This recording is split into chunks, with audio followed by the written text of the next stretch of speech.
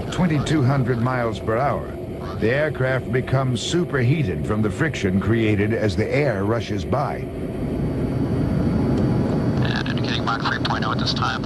When you go Mach 3, the amount of heat that the whole airframe, everything experiences all this heat, and nothing that they have at the store works. You know, there's no paint, no rubber, nothing. You know, metals, plastics, all this stuff is useless. And they just had to go through so many contortions to make every single part of the plane tolerant of these extreme temperatures.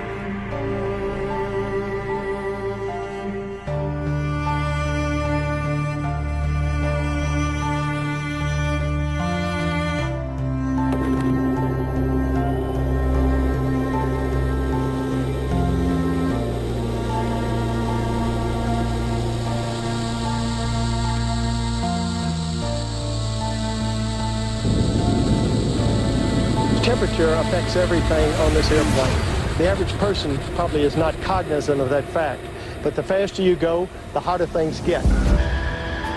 One of the puzzles of extreme heat was never really solved.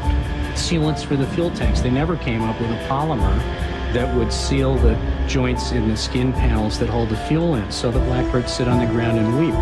That seems silly. You can look, oh, these stupid guys back in the 60s didn't know what they were doing. There's still no plastic, you know, that can get to 700F and not turn into burnt hot dog oxide.